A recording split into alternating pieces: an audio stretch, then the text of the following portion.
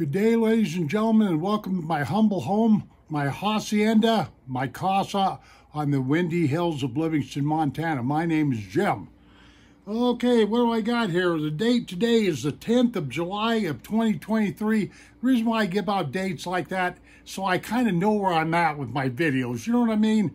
Okay. Today I'm going to tell a childhood story about bicycles. Because if some of you probably noticed, as of late, I bought a e-bike, and I don't think I'm making a very good impression on people. I mean, people haven't commented very much on my last 3 videos. Maybe e-bikes aren't as popular as I think they are. But anyway, I thank you people for hanging in there with me. If you don't like e-bikes, I guess I can relate to that.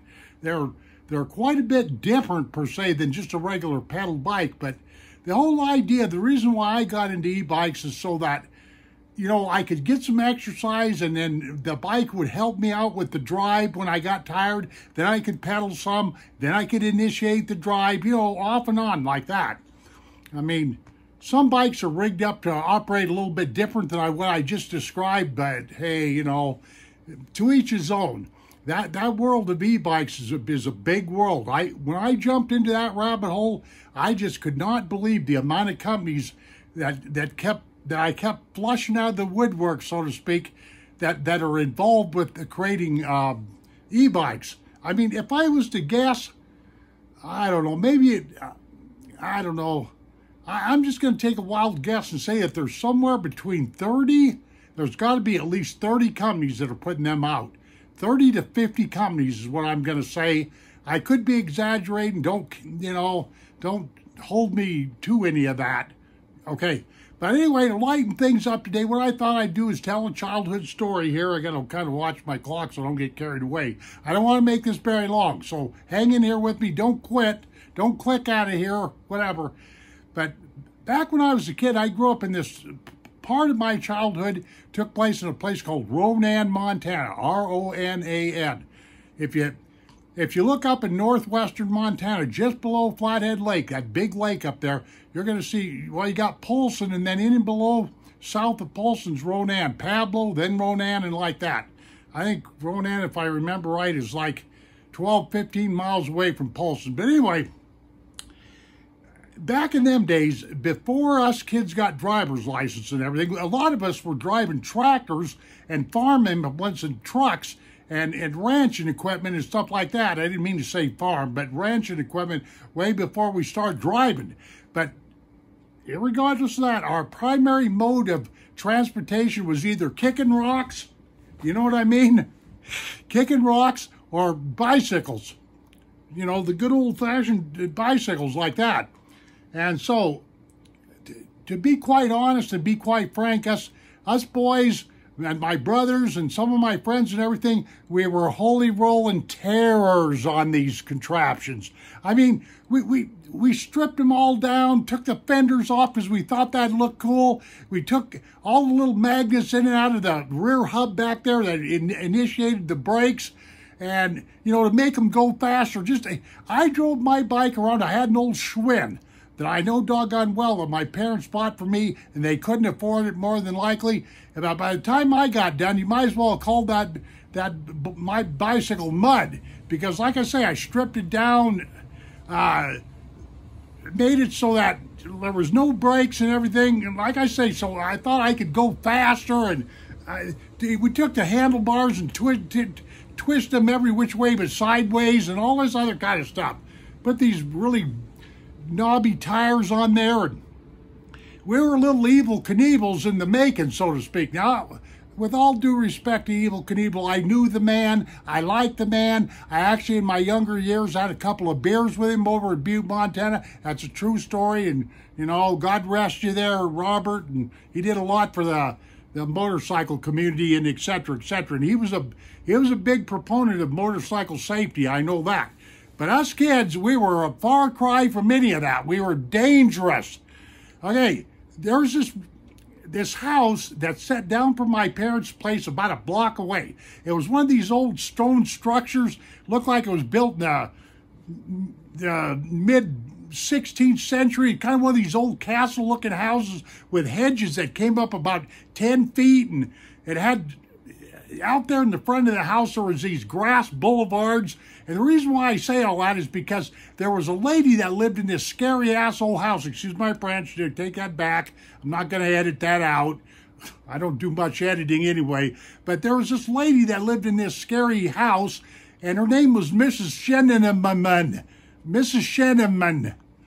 I used to laugh at her name because it had like 4 S's in it and 3 M's and 2 N's and, you know, all that. You know, one of them Aussie type, German type names, Shatterman. Come on, laugh. It's funny, you know.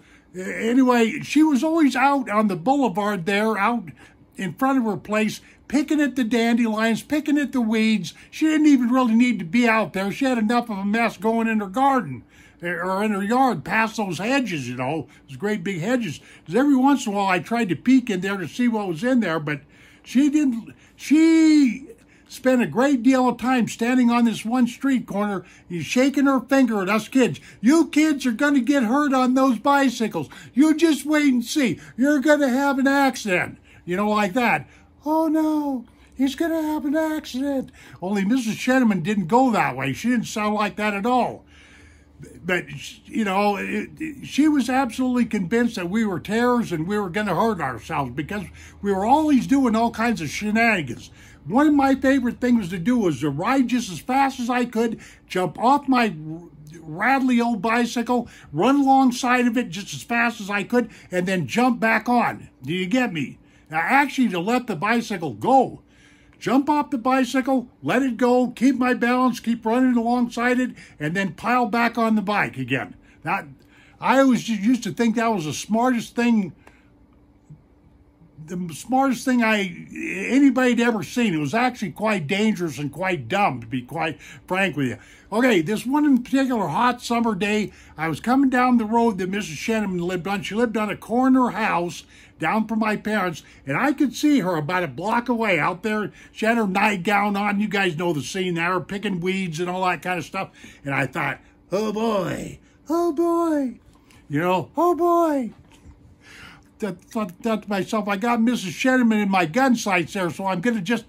So I took and cranked that old bicycle up just as fast as I could go. I wanted to make sure I timed everything so that when I was going right past her, I was running alongside that bicycle and did my infamous trick there. Well, that's exactly what I did.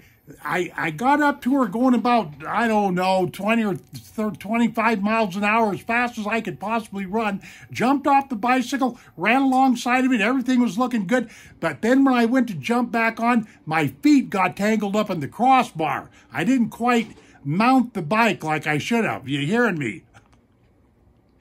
And you know what happened next? I went down on that old country road that I was on. Actually, it was an old paved road, not a country road. But I went down on that old paved road just like the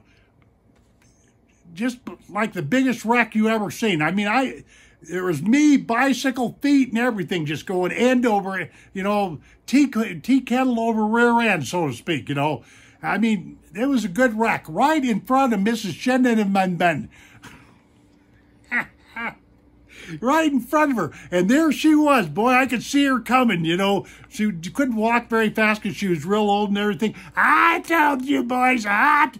And anyway, I grabbed up that bike of mine and I went wheeling around the corner, anything to get away from her. And man, I was hurting. Excuse me. I had road rash all over the place. And the biggest thing that was hurt was my pride. That was the biggest thing that was hurt, you know. She never did catch up to me. She would have probably liked to take a broom and, you know, beat me over the head with it. But anyway, so that's the end of my story. So there you are with childhood biking experience. Childhood habits and stuff like that went quite sideways. Ladies and gentlemen, I thank you very much for listening to this goofy story. I shall see you on down the pike. Oh, down the trail, I meant to say. And by the way, if you like what I'm doing here, give me a finger, thumbs up, thumbs down, love finger. You know, I'm just kidding about that. Don't get uptight. Take care of yourself, and we shall see you on down the trail. Adios, my friends. Boop.